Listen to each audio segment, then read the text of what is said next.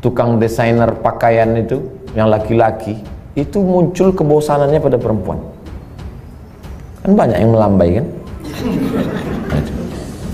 Kalau ada orang bosan pada perempuan gara-gara sering menengok perempuan, itu desainer semua koreografer. Yang lebih mengerikan adalah bosan mendengar ceramah, apalagi sampai tobat sama ustaz. Aku kalau sama ustaz ini tobat aku. Nah itu na'udzubillah. Warahmatullahi wabarakatuh. Ada kekeliruan berpikir nanti kalau anak saya sudah hafal Quran, anak-anak SDIT ini sudah hafal Quran mau apa?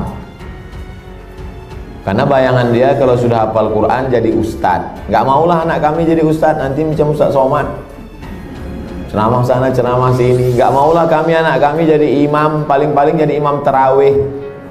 Tolong mindset kita dibetulkan, mind, otak, setting. Karena banyak juga orang ini main otak setan. Mindset otak setan. Jadi hafal Quran itu bukan tujuan. Hafal Quran itu sarana. Tujuannya rumah sakit Budi Kemuliaan. Sarananya naik ojek, naik Grab, naik mobil, naik sepeda. Ini ngapal Quran ini sarananya. Tujuannya supaya dia menjadi hamba Allah, jangan jadi hamba harta, hamba kuasa, hamba wanita. Kalau sudah dia hafal Quran SDIT, habis itu kita tidak paksa dia mau jadi apa, terserah. Anak saya tak saya paksa jadi ustaz, terserah mau jadi apa dia. Bakat dia kemana.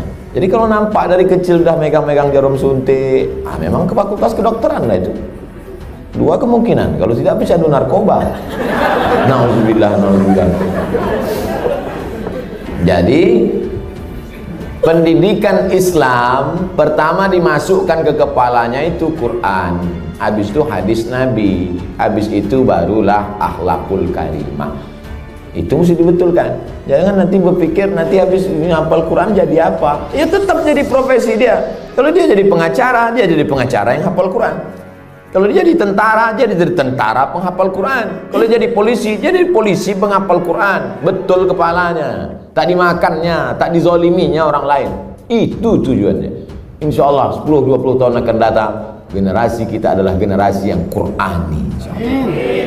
Dan kita punya kontribusi di situ dengan SDIT ID. Bagaimana hukumnya kegiatan ilmiah dokter disponsori pabrik obat?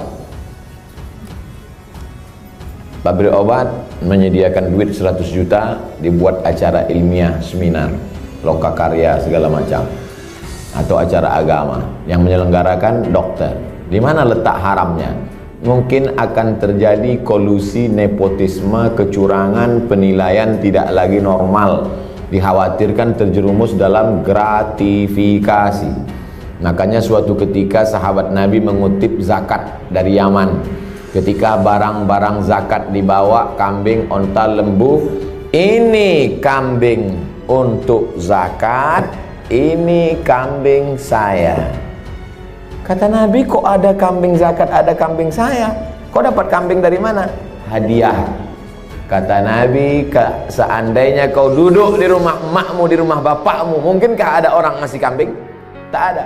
Dia dapat kambing itu karena jabatan. Dikhawatirkan ke depan penilaian dia tidak lagi normal. Sebelum dapat hadiah kambing, periksanya. Berapa kambing? 40 ekor, satu. Berapa unta? 5 ekor, satu kambing. Tapi setelah dapat hadiah, mulai tak normal lagi. Berapa? Mau kasih-kasihlah, nggak kasih nggak apa-apa. Makanya segala penilaian kalau sudah datang ke Indonesia rusak. Tim-tim independen penilaian rusak gara-gara gratifikasi. Dibuka atas, pertama kali datang tegas, berapa ruangan, berapa ini, berapa ini. Begitu dapat lempuk durian, gratifikasi merusak. Jadi kalau masuk dia dalam kelompok gratifikasi bisa haram. Tapi kalau pandai tidak merusak, gimana caranya tidak merusak? Teknisnya ya diatur. Ini ada sekelompok orang yang menerima dan dia bukan tim penilai, dia bukan tim pemeriksa, dia tidak ada kait-mengait dengan keputusan dan dapat. Kalau bisa disiasati, laksanakan. Tapi kalau merusak etos kerja, masuk dalam kategori riswah sogok. La'ana Rasulullah SAW ar-rashi wal murtasi, yang menerima sogok, yang mendapat sogok, maka dilaknat Allah Subhanahu wa ta'ala. Bisa kami Pak Ustaz selamat? Lanjutkan. Tak selamat, stop. Profesi dokter pria, dokter kandungan, memeriksa pasien perempuan. La yakhluwanna rajulun ma'amra'atin illa ma'adhi mahramin, tak boleh berdua-duaan laki-laki dengan perempuan kecuali tak ada mahram, kecuali ada mahram, tak boleh. Antamus sayada mar'atin la tahillu lahu, menyentuh tangan perempuan yang tak mahram lebih baik ditusuk paku dari api neraka ke kepala daripada menyentuh tangan perempuan yang tak mahram. Kena pasal-pasal ini. Tapi ada pasal meringankan, ad-darurat tubihul mahzurat. Ternyata ketersediaan dokter perempuan tidak mencukupi jumlah pasien perempuan.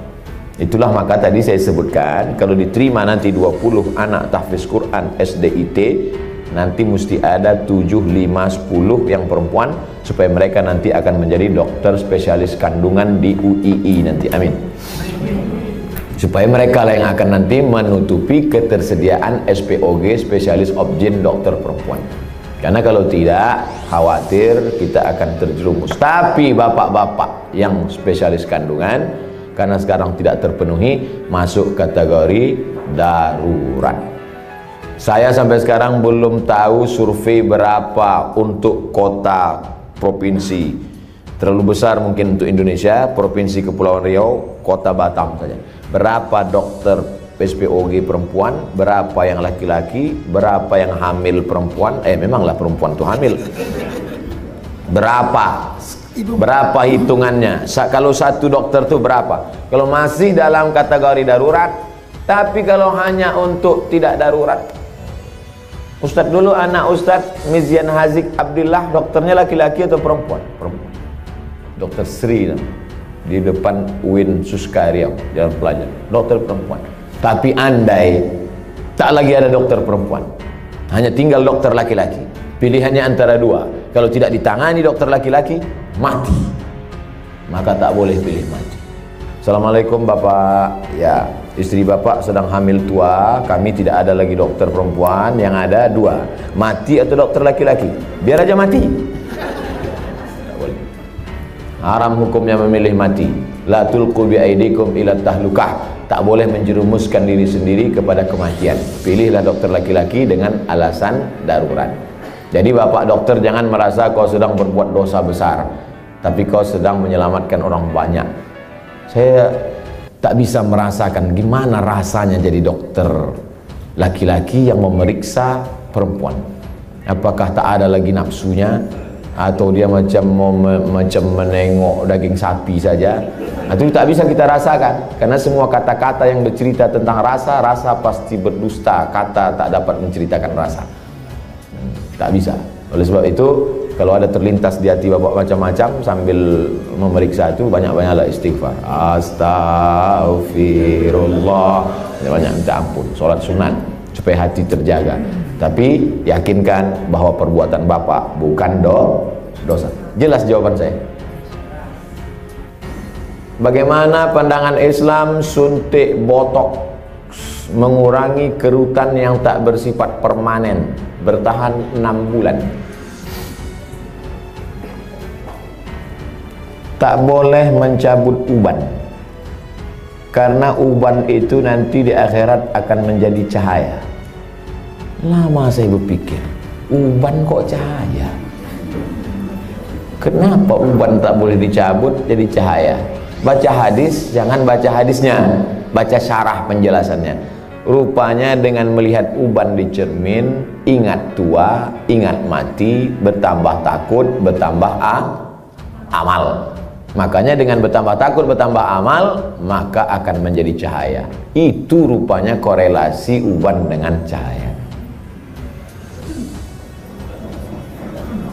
Apa hubungannya dengan kerut? Kerut sama uban juga sama, mengingatkan bahwa kita sudah tua. Saya dulu waktu muda tak ada ini.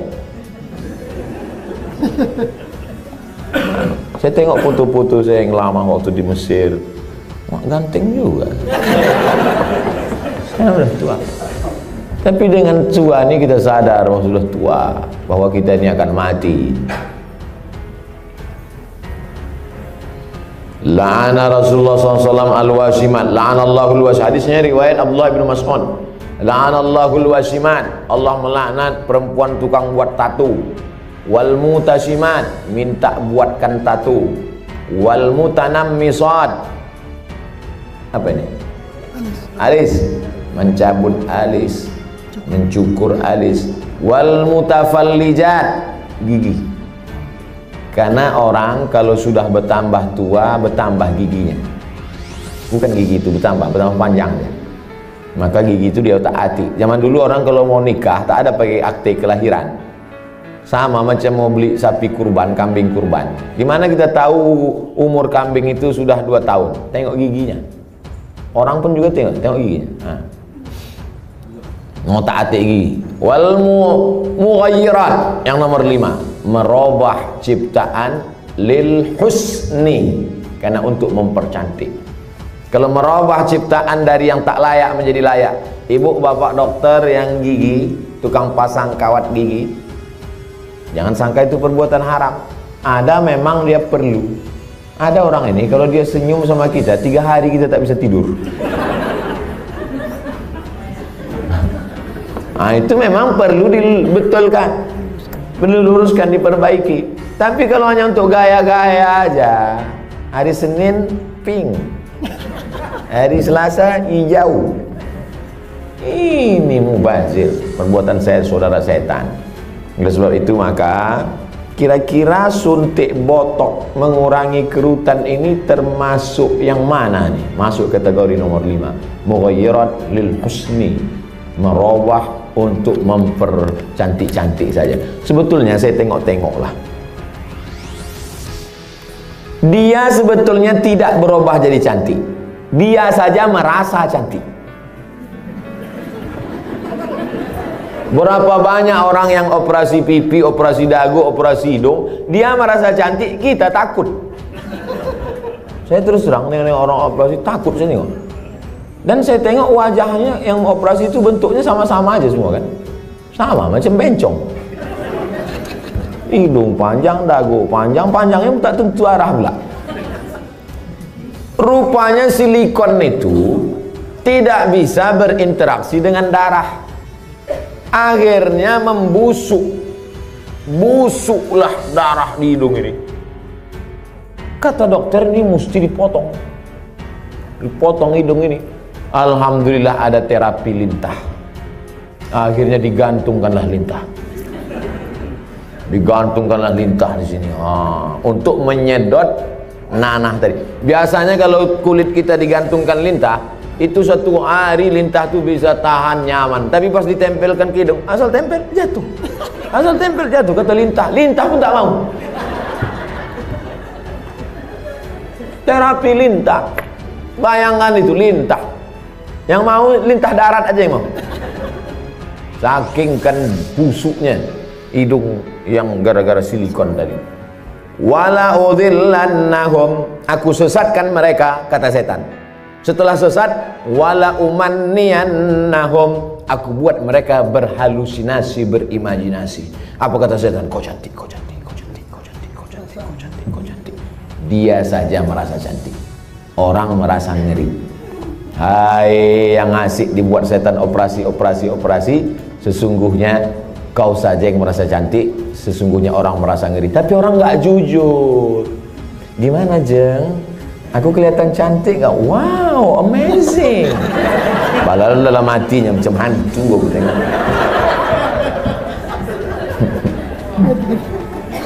Baru dijawab, udah datang pertanyaan. Suntik filler untuk memancungkan hidung dan melancipkan dagu yang bersifat tak permanen 6 bulan. Tak permanen kata engkau. Siapa yakin malaikat maut tak datang dalam 6 bulan? Begitu lancip, cip, mati. Permanen kau.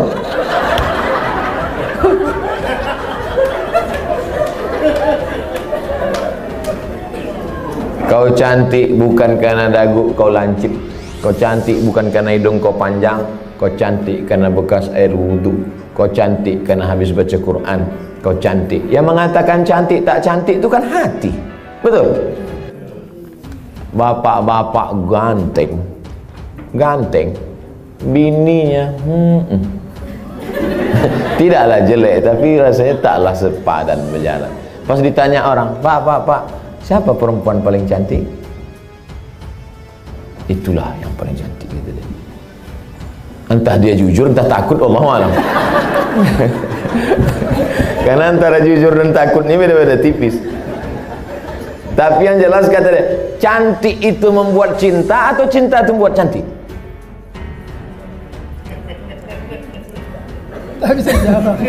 Gara-gara cinta itulah orang menjadi cantik. Karena kalau cantik itu relatif. Gara-gara cinta itulah orang menjadi cantik. Dan cinta itu letaknya di hati. Kalau sudah ibu sentuh hati bapak itu, tak perlu dagu ibu lancip. Macam dagu kambing pun cantik ibu tengok. Kalau dipeturutkan ini, oh makin tua makin berkerut, tambah lagi. Makin tua makin turun. Dia bertahan paling cuma 2 bulan, 6 bulan tahan. Habis itu hidung turun, dagu turun. Tinggal mencari sapu lidi aja lagi. Nenek sihir.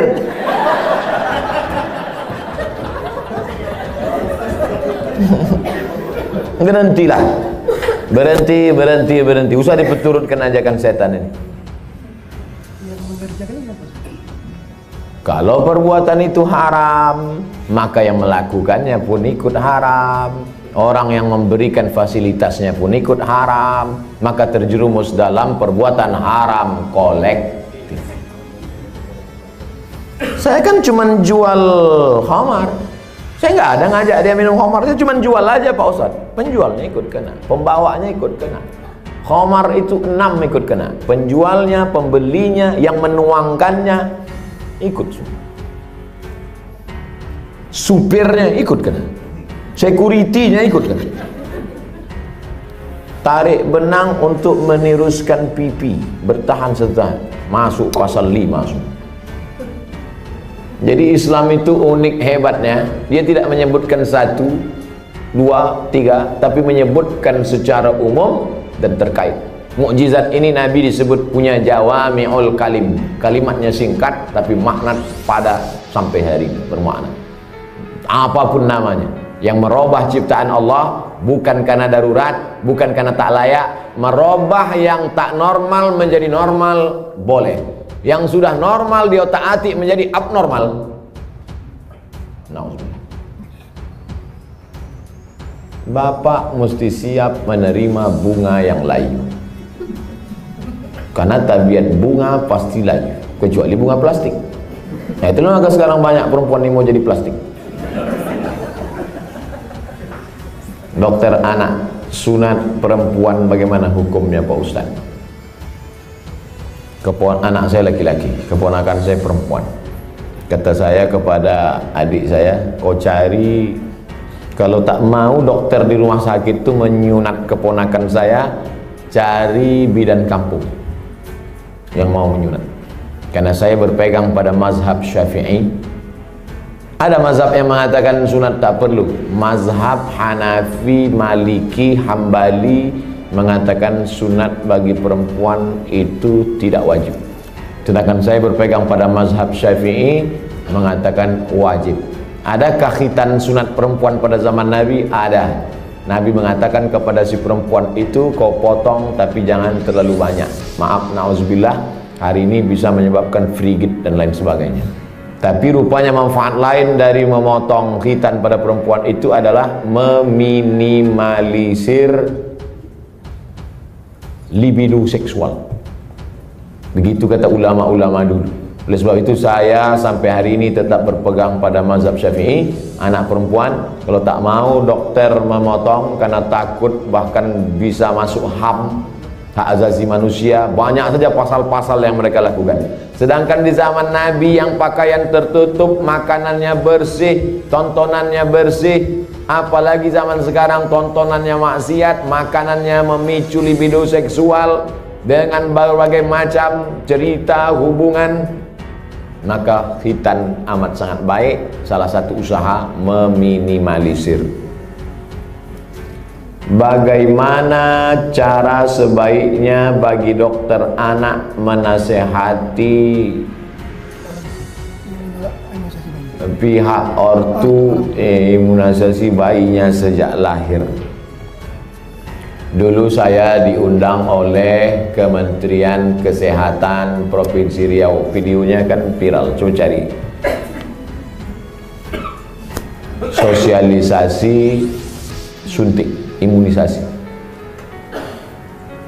Saya jelaskan di situ bahwa fatwa Majelis Ulama Indonesia beda antara bendanya ini halal atau memakainya yang mubah. Boleh. Jadi ini dua fatwa ini. Bendanya tidak halal. Sampai sekarang tak ada fatwa MUI bahwa barang itu halal. Karena memang dia dibuat dari babi. Maka tak ada fatwa halal. Yang ada itu fatwa mubah, boleh menggunakannya karena alasan memilih dua mudarat yang teringan. Cacat, sakit, mati dengan babi. Kalau kita masuk ke hutan, pilihannya babi sama mati. Pilih mana? Pilih babi atau mati? Orang Batam pilih gonggong. Tidak boleh pilih mati, pilih babi. Pergilah kita berdua ke dalam hutan. Tak ada makanan. Ustaz, pilihannya dua nih Ustaz. Kita mati atau makan babi? Ayo kita makan babi nih. Hanya untuk menyambung hidup, sementara dapat pisang. Tapi setelah dapat pisang, tinggalkan babi. Yang tua nanti pas dapat pisang, saya makan pisang. Bro, ayo makan pisang. Enak babi ini Ustaz. Gak bisa. Mana tahu nanti datang pakar medis dunia, entah dari mana, dibuatnya lah barang dari yang halal, maka kita tinggalkan yang ini. Tapi sementara dia datang, maka menggunakan ini hukumnya mubah. Jelaskan itu. Kami tak bisa menjelaskannya Pak Ustadz. Tontonlah video ini. Potong 1 menit tak sampai tadi. Masukkan ke Instagram. Tontonkan ke ibu itu. Saya tak mau. Tonton ibu. Nggak mau, ini Ustadz radikal katanya. Kalian carilah Ustadz yang agak-agak lembut sedikit. Bagaimana cara dokter bisa lillahi ta'ala, bisa menghindari sifat riak, sombong, bila kita memiliki kelebihan keahlian dibandingkan dokter-dokter lain.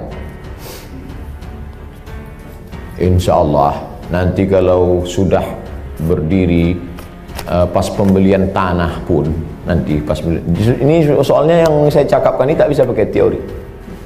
Kita ID sudah survei dapat tanah 1 hektar di harganya 200 juta. Ini dokter yang sombong, yang riak, yang mobil mewah, kesini duluan bawakan proposal. Assalamualaikum Pak Dokter. Pak Dokter kan pasiennya banyak. Oh iya kata dia. Saya yang paling hebat di Batam ini kata dia. Rumah Pak Dokter kan paling bagus. Oh iya kata dia. Rumah saya yang paling mahal. Ini tanah ini 200. Aduh semua utang kata dia. Jadi kalau mau menghilangkan kesombongan, keangkuhan, pas praktek. Makanya nanti pas hari ulang tahun ID, peringatan hari besar ID, jalan-jalannya itu ke danau, ke bukit, ke mall, oke sudah itu udah.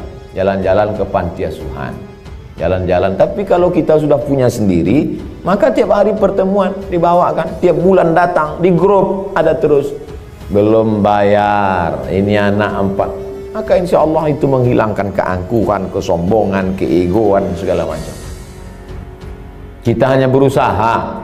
Ceramah ini ada baiknya, tapi tiap hari ceramah, tak masuk ke kepala. Ada tingkat jemu, ada tingkat bosan.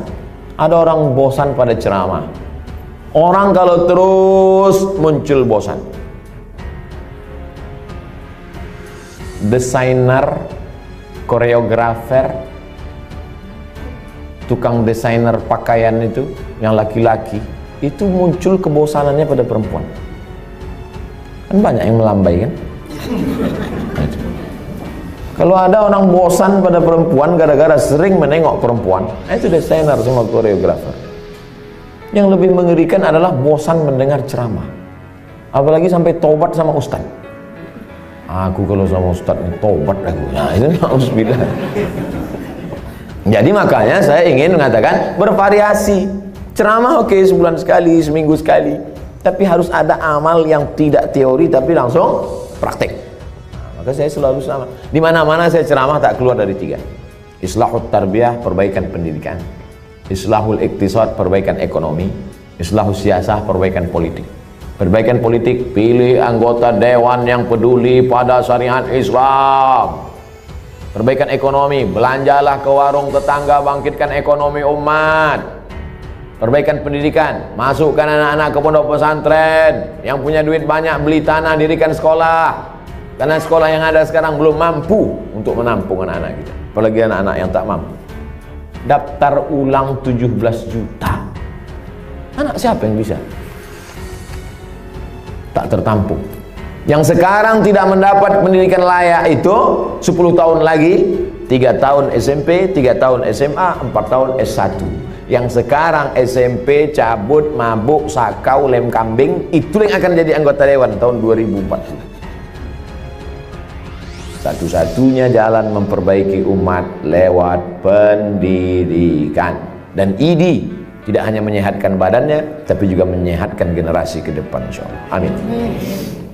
Udah aku sampaikan ya Allah. Kalau tak percaya juga ID ini entahlah.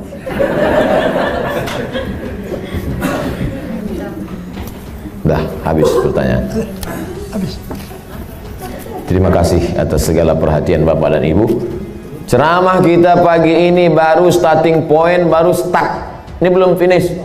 Ini baru garis start. Usaha kita ke depan. Masih, saya tak bisa mengontrol. Bapak Ibu lah saling tolong menolong. Mudah-mudahan kita tetap saling tolong menolong dalam kebaikan dan ketakwaan kepada Allah. Tapi kita tak bisa guna apa-apa selain pertolongan Allah. Mari kita sama-sama berdoa ala hazihin niyah, untuk niat yang baik ini supaya Allah sampaikan dengan kemuliaan surat Al-Fatihah. A'udzubillahi minasyaitonir rajim. Bismillahirrahmanirrahim. Alhamdulillahi rabbil alamin. Ar-Rahmanir Rahim. Maliki yaumiddin. Iyyaka na'budu wa iyyaka nasta'in. Ihdinas siratal mustaqim, siratal ladzina an'amta 'alaihim ghairil maghdubi 'alaihim waladdallin. Amin. Allahumma shalli ala sayyidina Muhammad wa ala ali sayyidina Muhammad. Allahumma inna nas'aluka bi sirril Fatihah wa bi sirri nabiyyika Muhammad sallallahu alaihi wasallam at-tuballigh maqasidana. Dengan kemuliaan selawat dan kemuliaan surat Al-Fatihah, sampaikan niat baik kami ya Allah. Wa taqdi hajatina, tunaikan hajat-hajat kami, hajat dunia, hajat akhirat ya Allah. Allahumma barik lana fi arzaqina, rezeki kami ini berkahilah dia supaya bisa menjadi amal soleh yang tetap mengalir sesudah kami mati ya Allah. Allahumma alif baina qulubina, satukan hati kami, pertautkan jiwa kami supaya kami ikhlas beramal karena Engkau. Nah, demikianlah penjelasan dari Ustadz Abdul Somad terkait hal-hal yang banyak sekali manfaatnya bagi kehidupan kita, utamanya dalam hal-hal sosial. Beliau menjelaskan bagaimana mendidik anak yang baik, bagaimana seorang tahfidz itu nantinya akan ketika dia menjadi dewasa, dan banyak hal lagi, dan bagaimana dokter itu harus bersikap dan segala macamnya. Kita bisa mengambil hikmah, dan tentunya dari hal ini kita tidak hanya mengambil hikmah atau mendengarkan saja, tapi mencoba mempraktekkan apa yang beliau lakukan, apa yang beliau sampaikan untuk kita amalkan dalam kehidupan kita sehari-harinya. Terima kasih sudah nonton. Jangan lupa untuk klik like, subscribe, dan share video ini untuk update video terbaru setiap harinya.